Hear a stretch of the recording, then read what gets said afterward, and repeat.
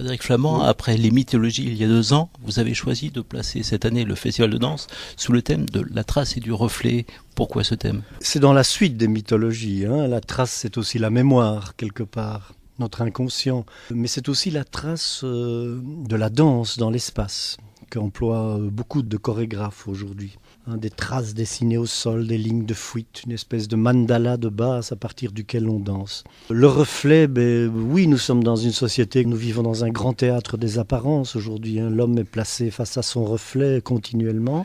C'est dans ce sens-là, mais c'est dans un autre sens également aussi, celui du reflet d'autres disciplines dans la danse. Les arts plastiques, l'écriture, la vidéo, que l'on retrouve chez beaucoup de compagnies présentes au festival.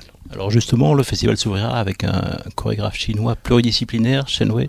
Oui, grand chorégraphe, puisqu'il est reconnu dans le monde entier. C'est lui qui a fait l'inauguration des Jeux Olympiques à Pékin, mais aussi effectivement peintre, très grand peintre d'ailleurs, aussi cette notion de trace sur le sol, mais visionnaire aussi, un spectacle inspiré de Delvaux qui inaugurera le festival dans le grand auditorium du Palais des Festivals ici.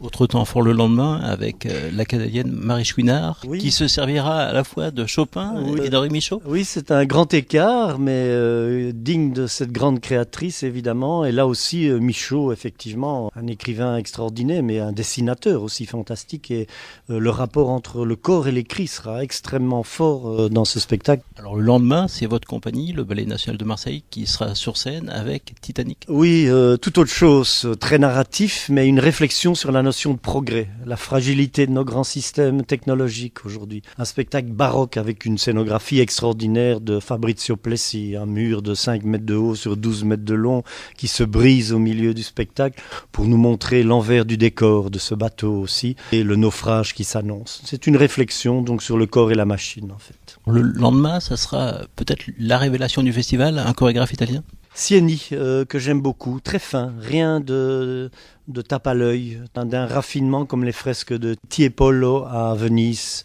au Palazzo Rezzonico, ou bien les clowns mélancoliques et tristes de Picasso.